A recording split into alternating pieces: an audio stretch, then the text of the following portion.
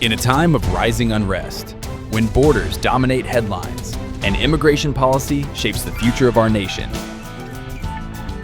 the truth matters.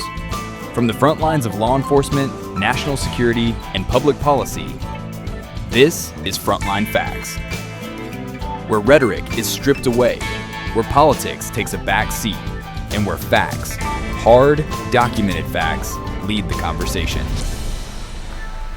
As instability grows beyond our southern border, as communities feel the impact at home, we bring you informed voices.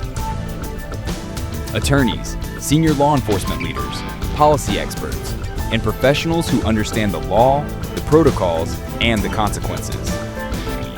This isn't opinion. This isn't spin. This is clarity in a time of confusion. This is Frontline Facts, and the conversation starts now. Welcome to Frontline Facts with Louisa Deason, where we correct the rhetoric on immigration issues and, of course, public policy. In today's episode, we will have a special guest, Warren Howell. He's running for Harris County Judge in the Republican Party. We will discuss why he's running, what his vision is for that position, and what he will do as a judge on the first day as a first call to action. Mr. Warren Howell, welcome to the show today. How are you? I'm fine, and thanks for inviting me. You're very, very welcome. So you come not as a career politician, but as someone who's been a very good and very successful businessman.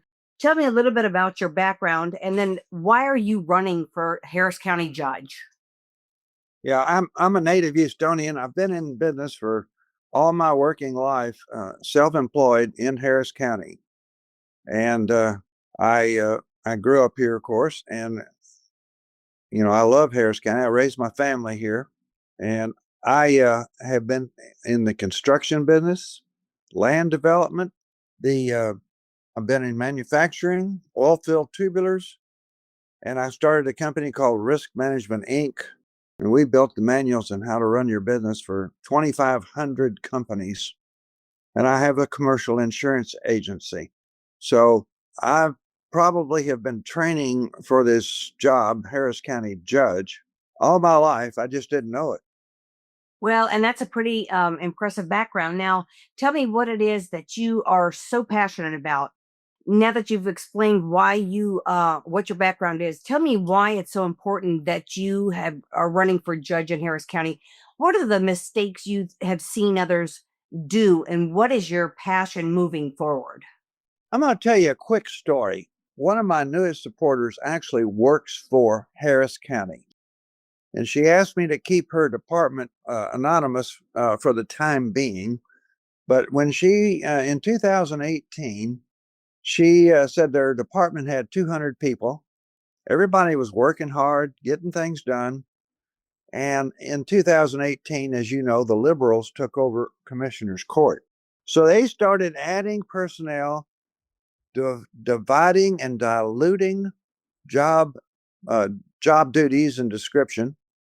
And suddenly, instead of one person doing four things they always did, they were only doing one. And then they had to go to someone else for the second thing, and then the third and the fourth. And all of a sudden, they have 500 employees. No, not much is getting done because it's so inefficient. And the person that was supervising the whole thing for 34 years got so frustrated, she quit and went home. So they're bloating. It's almost like the liberals hate us. They're bloating the government to the point where it doesn't work, and it costs us more than twice as much as it should. They've added departments we don't need, like the Department of Administration that we didn't have for 185 years. So they added a whole new department to be right underneath county judge and before the commissioners in the flow chart of things. This thing's as a county administrator, who right now is Sheila Jackson Lee's daughter. And when I tell you what she's making per year, you're going to want to throw up. But this whole thing is not necessary, needs to go. Tom Ramsey wants it gone. They started with a $2 million budget.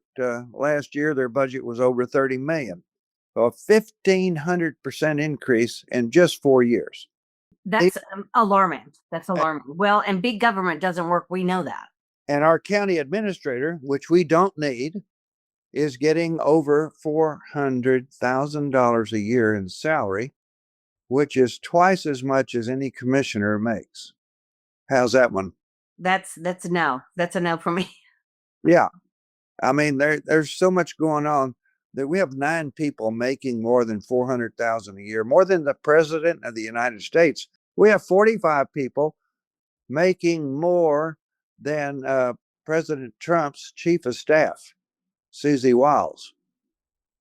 Well, it's obviously this is budget and fiscal policy. That's something that you are well versed in with your background. But what would be some of the first changes you would make? Just to give you an idea of how I know I can make a difference. There's a little organization or a little group of people, if you will, in the Office of Management and Budget. And county judge makes their submittals for things to be added onto the agenda. So do the commissioners, and so do all the various 62 departments throughout Harris County. And that's why just March 19th, the agenda was 57 pages long and 417 items. And you say, well, how in the heck in one court session are they going to get through 417 items? They won't. Well, yeah, exactly. But here's the interesting thing. County judge can run the agenda. That means you submit your agenda items, sure. And they're vetted to make, if you're asking for more money, they're vetted to make sure the budget is there. And then they also run it by legal if there's legal ramifications of your item. But other than that, then it gets on the agenda. Well, county judge runs the agenda. And so I've learned during my visits and testimonies to Commissioner's Court that they have a little trick known as, we will put these items here for further discussion, meaning they're not hitting the floor for a vote. And you take control by anything that is not benefiting the citizens of Harris County. I am going to throw for further discussion. And we're going to vote on my agenda and any other agenda items that make common sense. Well, we've already seen some of the debacle going on with Lena Hidalgo and the incident at the rodeo and the $9,000 worth of tickets allegedly and so on and so forth. But you're talking about Commissioner's Court, and it's the young people there that won't even remove her from or look at any type of prosecution. And I'm not sure where that goes and who's in charge and whether that will even get processed and what that debacle looks like.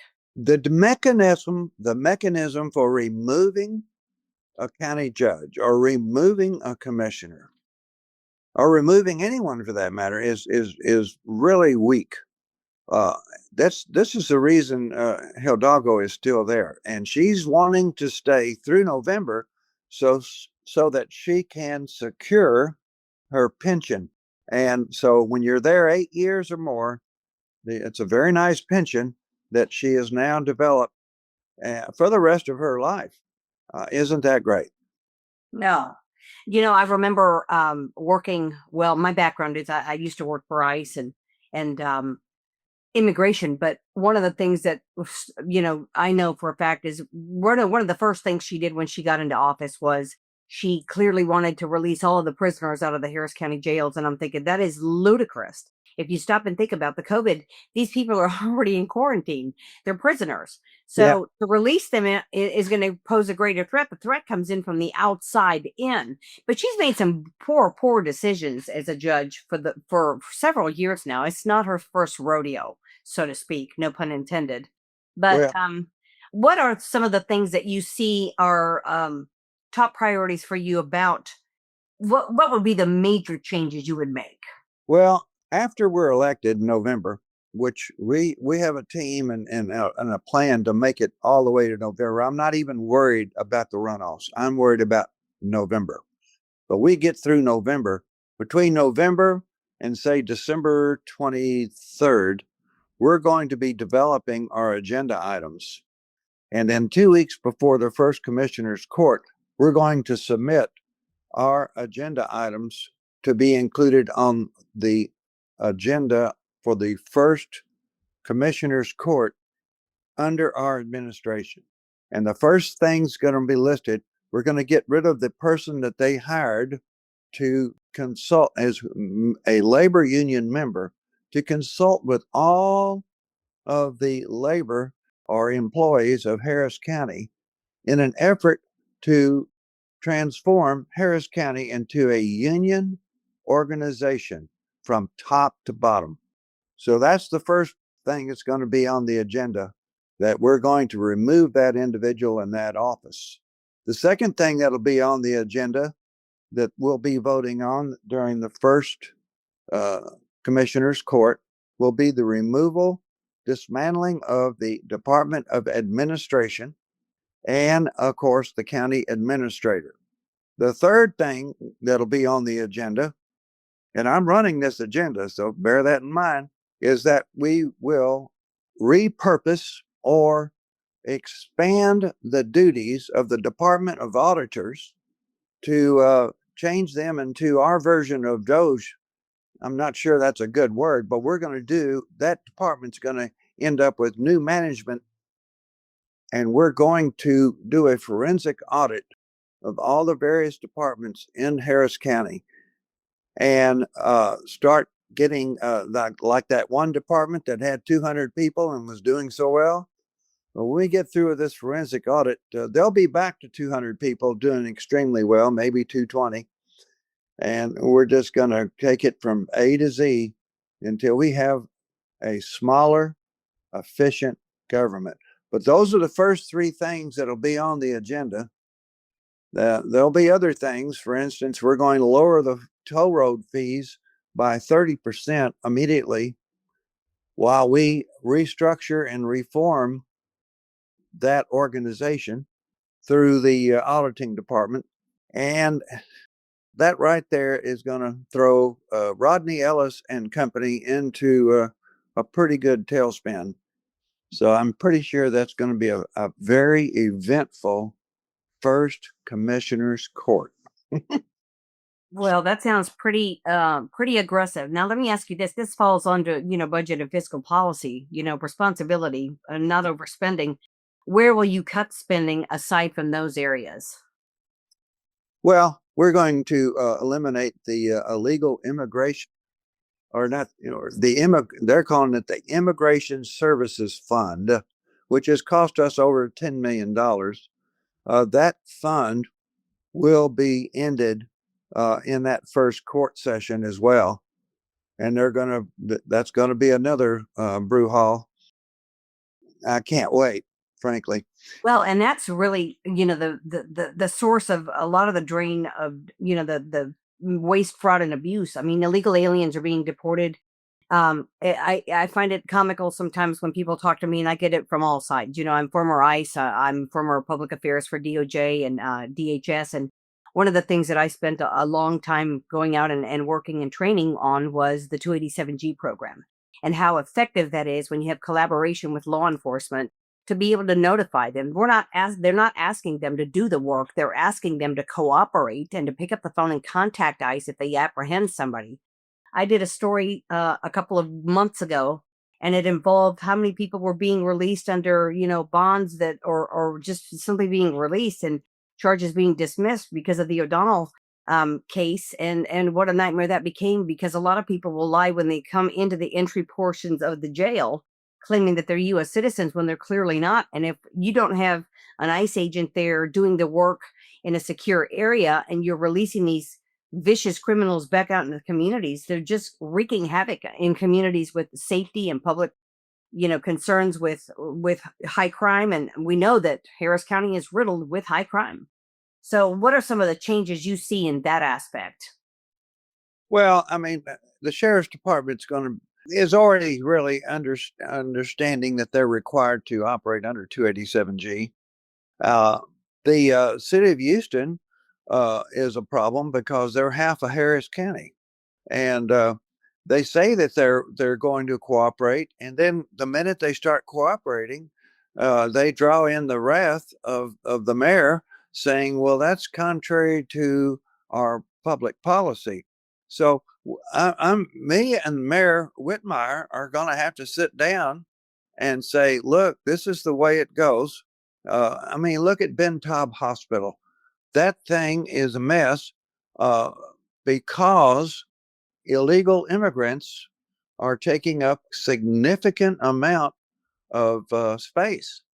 It's they're everywhere, and they even passed a deal giving Harris Health the go ahead to annex in 8.9 acres of Herman Park because they need more space. Yet their own study, you'll love this, Harris Health's own study showed that we need a trauma center somewhere else. We need one there, sure, at Bentop, but we need another one somewhere else. And Yes. because those helicopter rides run $30,000 to $43,000, and that's our nickel if they don't have insurance and don't have the wherewithal to pay it. And in most cases, they don't.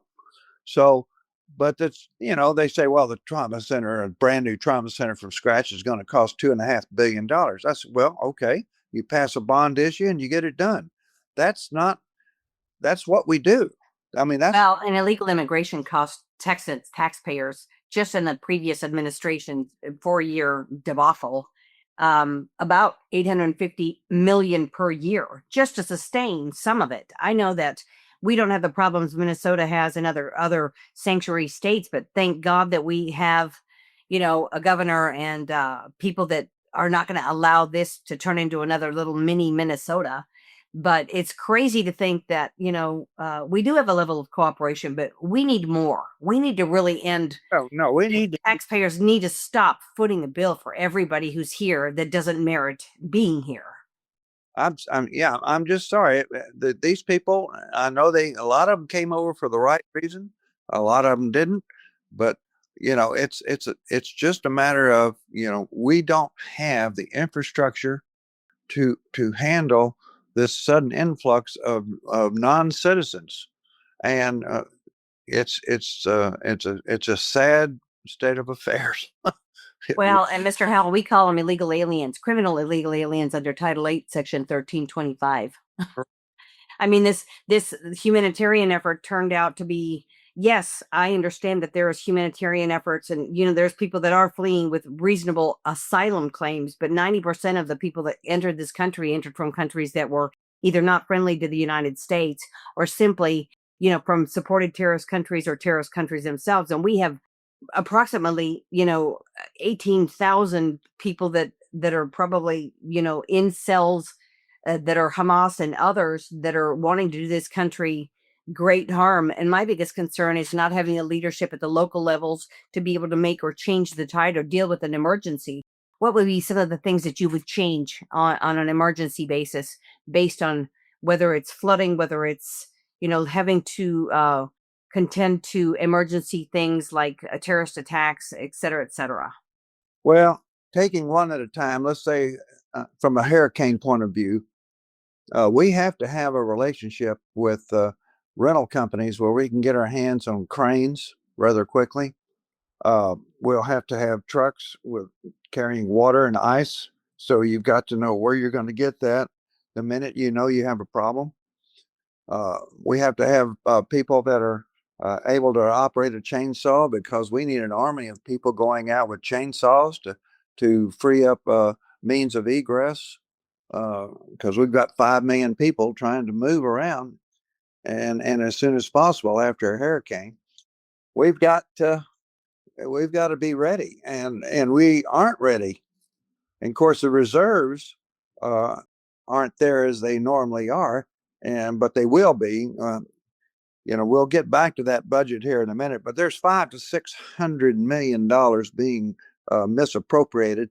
And once we fix that problem, that's what's going to be in the general fund. We're going to be in pretty good shape to handle anything.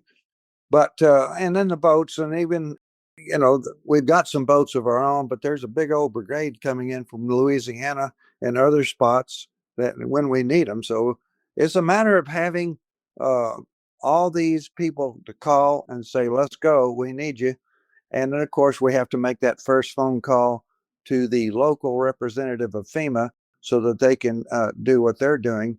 And of course, providing us with water and ice and things that they'll be able to do. So if we know in advance who and where we get everything from and have it arranged that with a phone call we get it, that's where we have to be to handle an emergency.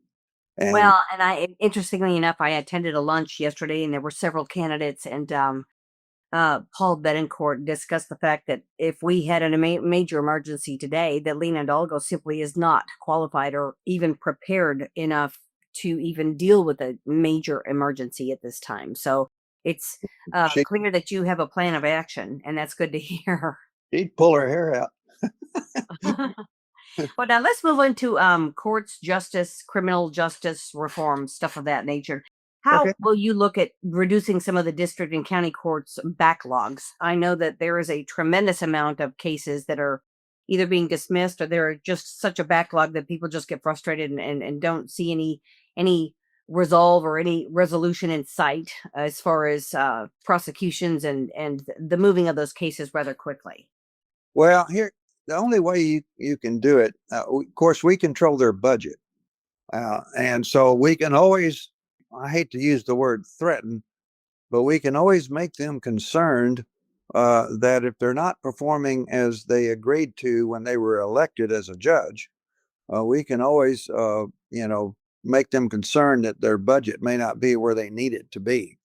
Secondly, we have to monitor what they're really doing so that we know that they should have cleared so many cases this week and they didn't.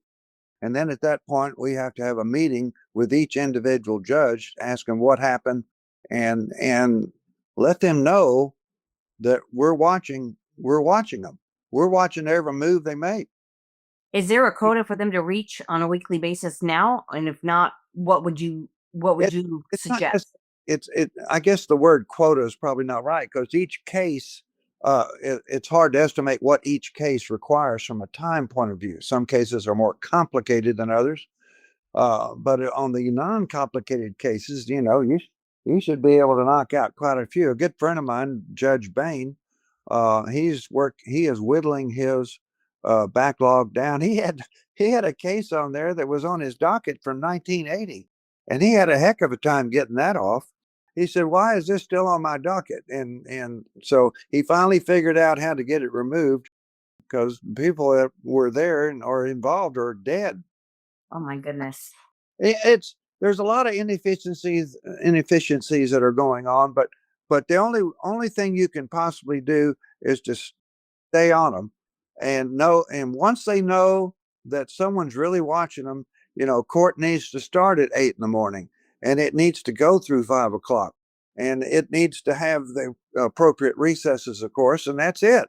So if they get down to where they know they're being watched and they know they need to match a schedule, I think you'll see the backlogs start going away. And Well, and what is your position on pretrial detention, bail reforms, things like that? well, I mean, I know a lot of mental health diverse programs. we've got to get out of the O'Donnell consent decree. That's number one. Absolutely. And now it's supposed to retire in September. Thank goodness, but it shouldn't have gone on this long had we not had Rodney Ellis stopping because they had uh, in Davis County, they had the David decision, which gave us all we needed in order to get out of the O'Donnell consent decree, and legal here because we're run by liberals wouldn't pursue it, and so it's costing us 100 to 150 million dollars a year to provide all these bails that we're not supposed to. Well, and initially started for people that were indigent that had committed misdemeanors, and now we're looking at people that are foreign nationals that are lying about their citizenship that are now felons and they're being released. I mean, Yeah, it's just crazy how this whole thing has panned out. it's amazing. You just hit nail on head. It always starts out as one thing, and then it expands to something far greater, and then here we go. It is absolutely amazing. The jail system, of course, gives these judges a lot of pause on and why they don't want to incarcerate, but rather bail someone when they shouldn't. But we can fix the jail system because we'll have the money to do it. And we have 2 floors, I think, not even being used because we don't have them properly staffed. And of course, our sheriff is not managing the jails very well. I don't know what his background is, but I know that we're going to have to get in there and write a manual on how to things after work. And when an inmate, even to the minor thing, that when an inmate is checked in, they have to sign what we call our house rules and agree to comply with those. You're here, and if you violate these rules, this is the disciplinary schedule that will follow, and you'll be here a lot longer if you don't follow our house rules. That's how that guard back in 2022 got raped for 45 minutes while everybody was just walking around the jail. That's incredible. That's Completely disordered, completely stupid. And so we're going to take the stupid out and put in some common horse sense everywhere you see, everywhere. You won't recognize Harris County in about a year, and that's a promise. Well, that's good to know. I just know that, one of the struggles in other states has always been getting agents that are ICE agents into the jails to process. It's a secure area. Tom Holman talks about it. I have seen it. I have trained on it. It works. When you have ICE agents at the jails on the intake process and you give them a computer and you put them on the side, they're able to verify the nationality of some of these individuals. They have contacts to the consulates to confirm their nationalities. And it just is crazy to see some of these people not cooperate and then being released back out into the community where they go back to their compadres. They're now armed to the gills. They're doing drugs. They're doing crime. And they're putting the entire community at risk. And it's a very simple process to be able to get an ICE agent to identify these people in a secure area, rather than having 10 agents go out to apprehend this guy at the last known address, where he's probably now armed with all of his friends. Absolute. I mean, it's just amazing. But yes, that needs to be in place. And look at all the lives that would be saved.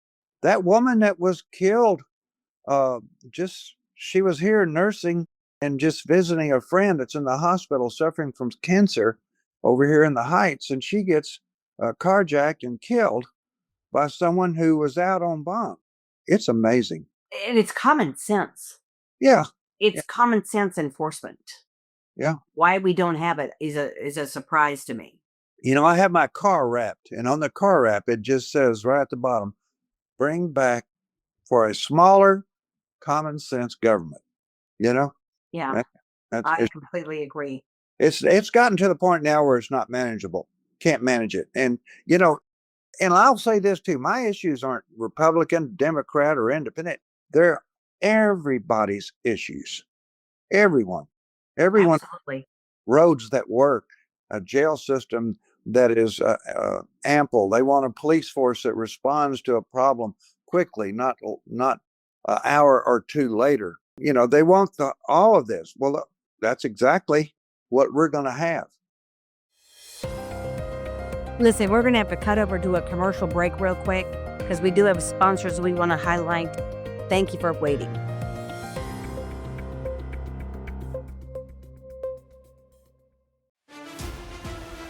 When the stakes are high, clarity matters. In today's fast-moving media environment, misinformation spreads fast, especially around immigration policy, national security, and public safety. That's where Deason Consulting Services steps in.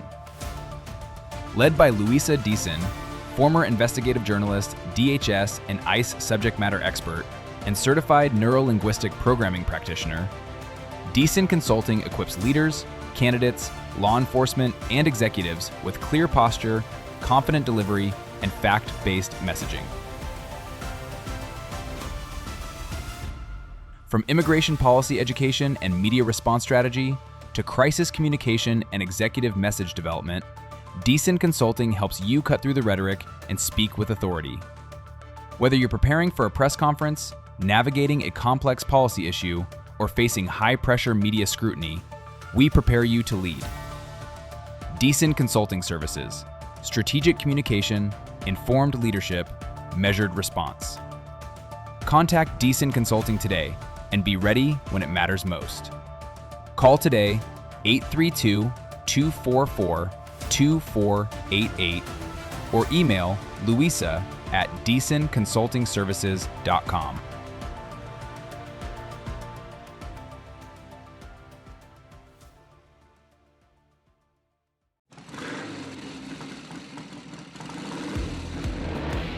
When it comes to motorcycles, there's talk, and then there's real experience.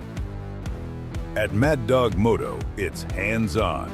Street bikes, dirt bikes, high-revving machines, and hard-ridden trail beasts. From routine maintenance and diagnostics to engine builds, clutch replacements, suspension upgrades, and performance tuning. Every bolt matters. Carbureted or fuel-injected, electrical troubleshooting, precision dial-ins.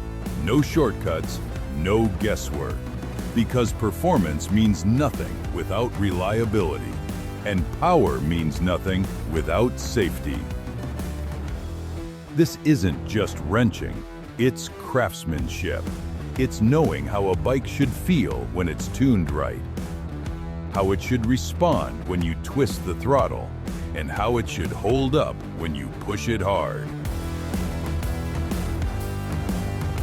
At Mad Dog Moto, every machine gets treated like it's our own. Ready to ride stronger? Call us today at 346-404-3901. I repeat, 346-404-3901. Or email us at maddogmotoservice@gmail.com. Mad Dog Moto, dependable, powerful, ready to up your ride.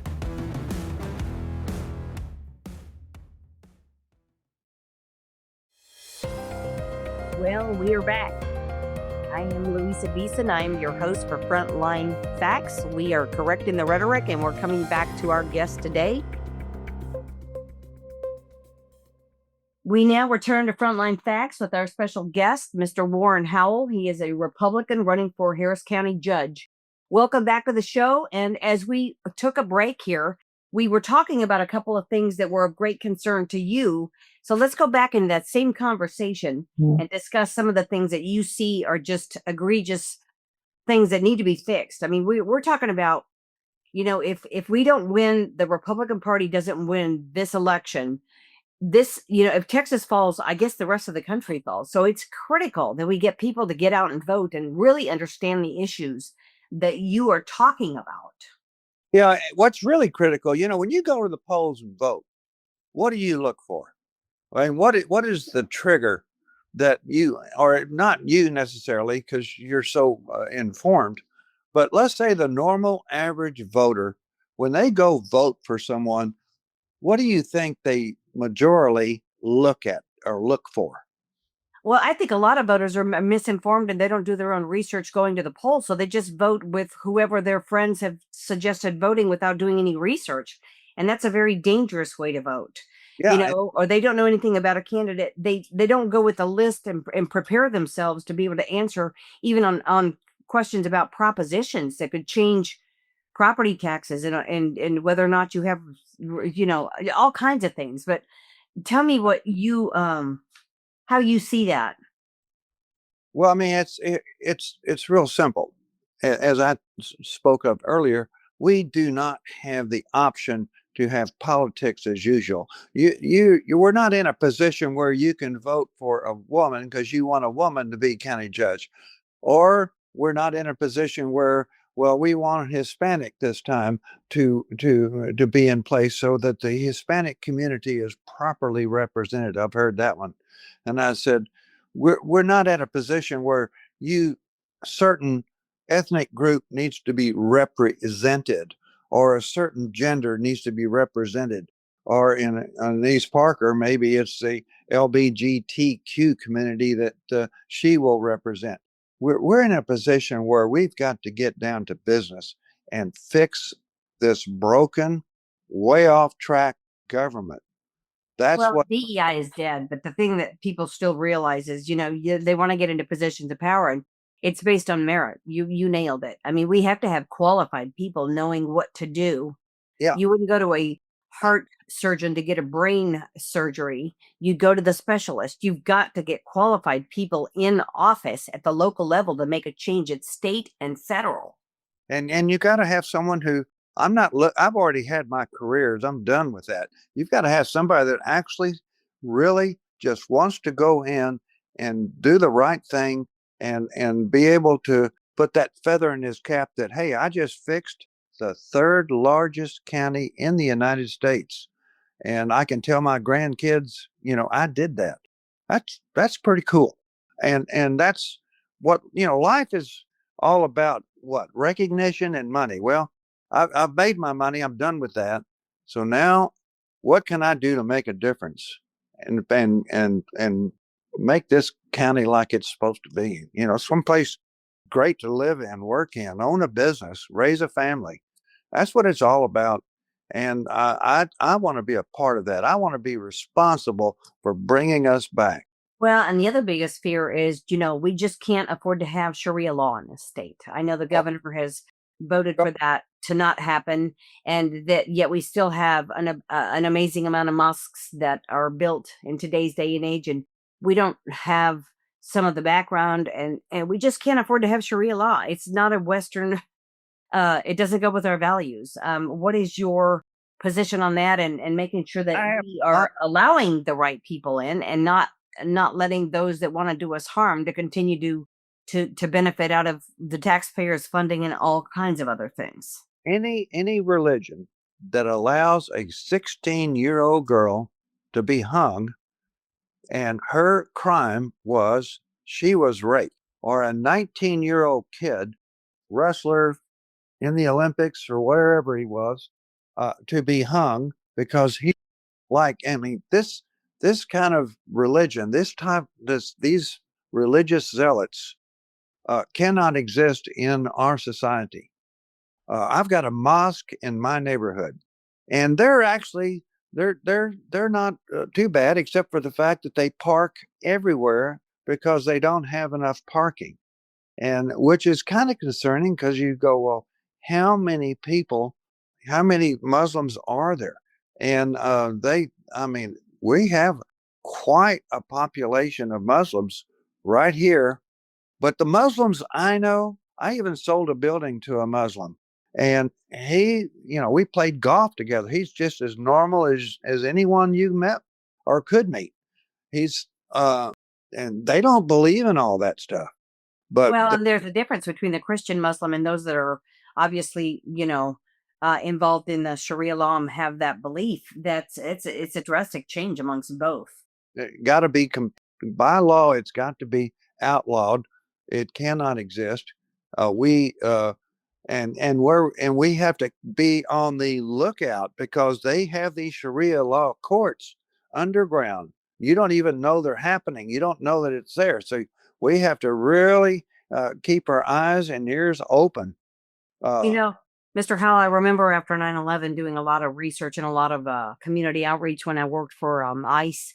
And one of the things that we did was we went out because we were being accused of profiling. Well, we all know that's illegal, but I mean, if you have followed a behavioral pattern, that's what you follow. Yep. But one of the concerns that we had was there were people like Sheila Jackson Lee, and of course, she's not here today. But one of the things that she was very concerned about was hurting people's feelings. And I'm thinking in law enforcement, you don't have the luxury of worrying about whether you hurt feelings or not. You're following a pattern of behavior and a crime and statistics. And obviously, it's not, we don't want to do harm to people that are here that have taken great strides to assimilate into our way of life and our communities, but we certainly don't want those that keep chanting death to America and that don't want to be here and they're here anyway. But we had, if I'm not mistaken, not too long ago, maybe just a couple of weeks ago, we had somebody who was invoking the prayer for the Islamic something or other in the commissioner's court, and you think we can't continue to allow these things to take place. Correct. You can't patronize people, and what they're doing in commissioner's court with that is they're vying for votes. They're always running for reelection. And so they want to be inclusive. I love that word. I want to be so inclusive. Well, the problem with that comes this patronizing to those ideals, to those people whose ideals do not or not congruent with our way of life. You know, Teddy Roosevelt, he did a wonderful speech back in the early 1900s, and he spoke to hundreds of immigrants in a big meeting or a big seminar, or whatever they call it. And he says that we welcome immigration. We welcome you here, but we'll ask you to do three things. One, learn English. Two, learn our history. And three, assimilate to our culture. And by the early 1900s, we had developed the American culture. If we went anywhere in the world, a person could just look at us and say, oh, he's from America.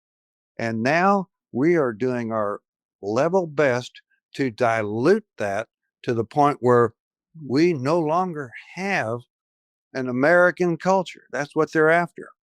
Well, and there was an incident out of McKinney, I believe. I interviewed a gentleman who was very involved in the town hall meetings with the schools and things of that nature and trafficking and whatever else. But Yeah. I'll tell you, there was a case that involved, I guess, a school in or near the Denton or near, I guess it was a McKinney ISD, and it was alarming to hear this young man who came to, I guess he brought it to his attention that they had some kind of a career day, and there was a gentleman out there handing, Qurans and Sharia law pamphlets and information. Yet they won't let you bring a Bible into school, and they won't discuss things about the discrepancy and the hypocrisy is that we need God back in schools. We need to eliminate this rhetoric that teaches children about Sharia law. I mean, Sharia law, people are misguided if they follow Sharia law. It's not a benefit to the Western country, I'll tell you. Well, because this mosque is in my neighborhood, occasionally I'll see someone walking to the mosque from a way a ways where they had to park and wearing a robe and sandals. And then I see a woman walking and her face is completely covered. And I'm going, well, no assimilation there. It's their culture and not anyone else's. And it's very concerning because, if we don't watch it, we're going to wake up to a world one day that we don't recognize. I think we have over 500 mosques in the state of Texas. We now lead the nation. I would. I know that after 9/11, we had probably the second largest Muslim population. Detroit was the first one, but I think that those dynamics have now significantly changed. And, we just can't continue to allow people need to be better screened and vetted. You look at some of the situations like the shooting that took place in Austin at a bar. And, that was an individual that was here illegally, came in, somehow had assimilated or based on the asylum claim, then was able to marry someone who was a U.S. citizen and so on and so forth. And I mean, these are very astute people. They don't want to wait. They want to marry. I mean, we're doing an investigation on marriage fraud and how many cases have actually taken place in this state and in the surrounding areas because, that's one of the easiest ways to gain a benefit. There's only two ways. You either do it through a family-based petition or you do it through a business petition, which is far more difficult. But it is scary to see what's happening today and how we're just sitting back. People need to really wake up. Yeah, before it's too late. But it's the good news is if we can get in November, and I think that the odds are that we're going to. I've got some really good support everywhere I go. I must have talked to 1,000 people on Saturday and drove 300 miles and made 5 different talks. And I must say, everywhere we went, the support was overwhelming. And it brings tears to my eyes to see everybody thinking like I am, that we've got to get in and fix it and make Harris County great again, not to pull words from Donald Trump, but we need to do it. Yes. And we can do it. That's the good news. We can do it, and we can do it pretty quick. That's in about 9 months. You're with the new budget by September 30th, set up for 2027 or 2028 rather. We're stuck with the budget that is passed in September of 2026. And so by the time I get in office, 25% of that budget is already gone. Wow. And so I can only affect uh, to a certain extent what's left during the 9 months following September. But on October 1 of 2027, we'll have a budget that will reflect everything I'm trying to do. And let me tell you, even if the commissioners stay just like they are, although I'm hoping that either Leslie Briones is taken out by Steve Raddick or that Adrian Garcia is taken out by Richard Vega there in Precinct 2. I met Richard yesterday. Yeah, Richard is a good man, and he'll work with me and Tom Ramsey, and that'll make it go even faster. But even if it doesn't, I feel confident that Leslie Briones, who is the newest liberal on Commissioner's Court, will work with me and Tom when we are able to explain to her how this good old common horse sense and for you to be on board is going to help, not hurt your reelection chances, because you're in a very conservative precinct, and so this is going to help you. And I'm going to say this too. Every Friday, I hope I'm on Michael Berry or somewhere, or I'll do my own radio show. I've done that before on KSEV, but we're going to have a show called The Good, Bad, and the Ugly. And we're going to start off with that Clint Eastwood song. And we're going to go into it and what was bad this week, what was ugly, and then what was good. Now, the bad and the ugly are going to outnumber the good for a while. But when the good starts outweighing the bad and the ugly, we're getting there. Yes. I want to make a quick shift so that we can kind of wrap this up. But let's talk a little bit about the economic development and jobs. Okay. How will you attract jobs and support small businesses in Harris County? I know that a lot of people are now leaving the big companies, and a lot of entrepreneurs, a lot of small businesses. We have a lot of foreign companies coming in and building businesses based on the opportunities that they have today. Where is your vision on that, and how do you see that? What could you possibly do to benefit the small business and business growth in this county? Well, a lot. Number one, our engineering department, which is going to be completely revamped, is taking more than a year to issue a permit. A permit for building something in Harris County should last at the very latest 60 days, but 30 days for most. And they're being way too inefficient and way too careful on issuing permits. That in and of itself will increase the jobs, the number of people working, because projects will no longer be on hold that long. Secondly, once we can get the toll road fees down, like I want, people will be able to afford to commute better. That's going to help a lot. I've had people tell me they can't afford to drive the toll roads to go to work. It makes, at the end of the month, it's another car payment.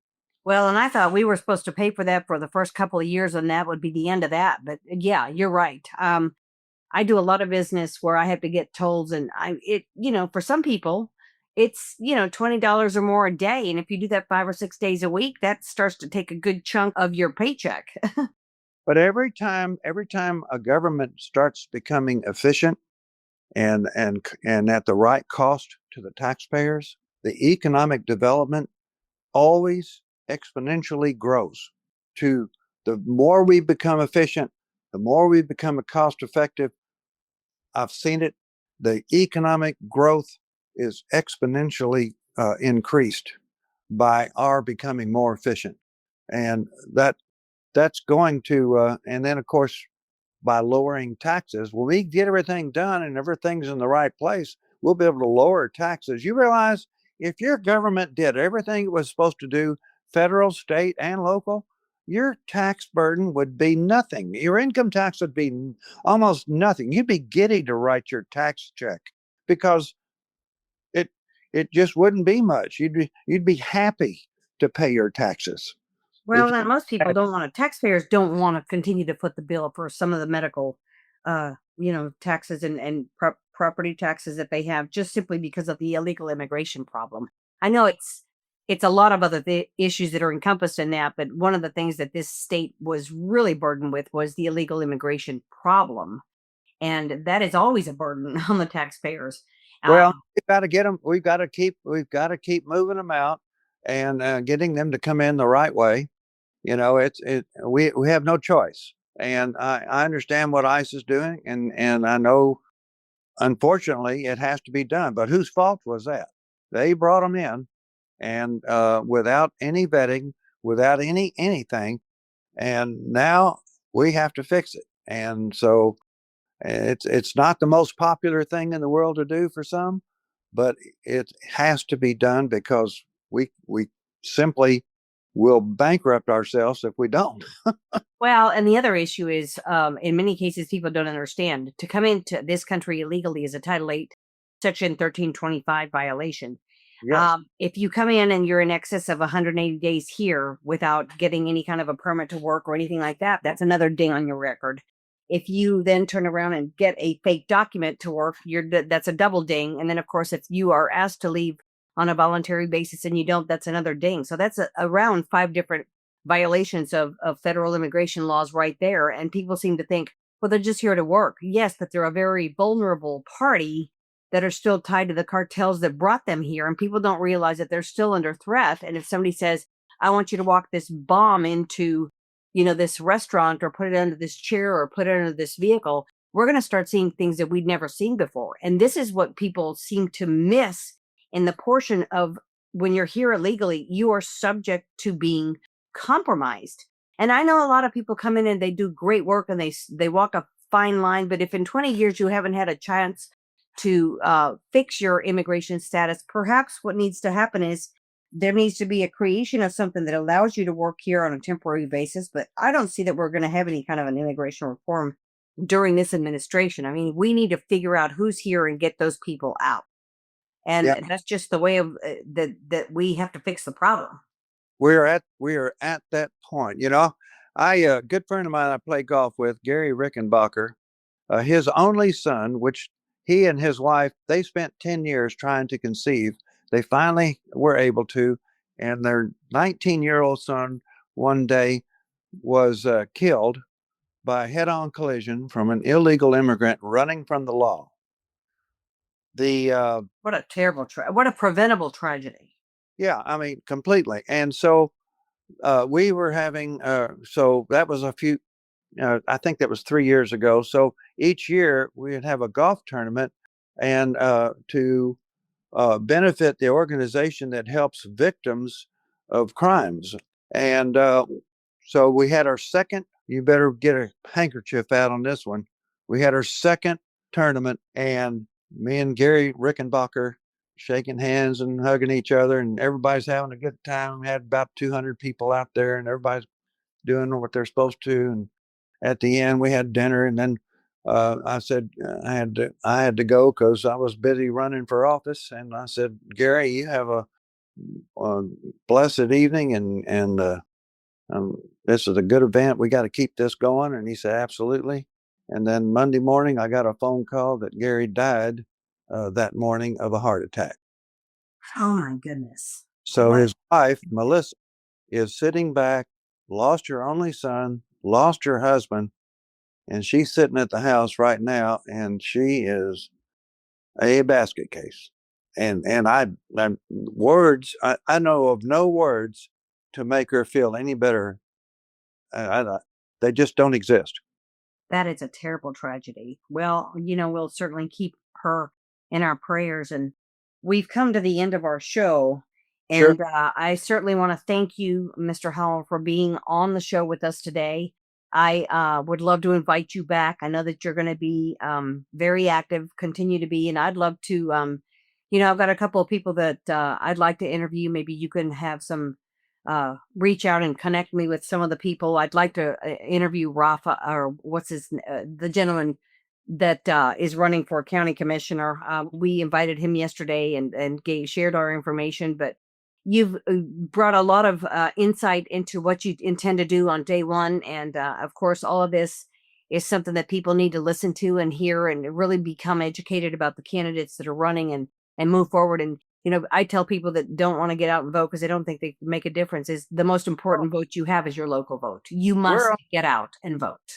we're in a runoff by 417 votes. That's it.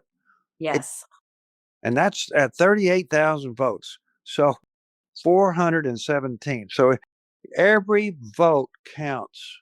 Every single vote will count. But Absolutely. if we can get the message out and get everybody to the polls, during the runoff, it's even less participation, 50% less, they tell me, than the primaries. And I said, well, man, this primary election is more important to the general, because if you don't go to the primary, you don't get the individual you want. You get what Exactly. you're left with.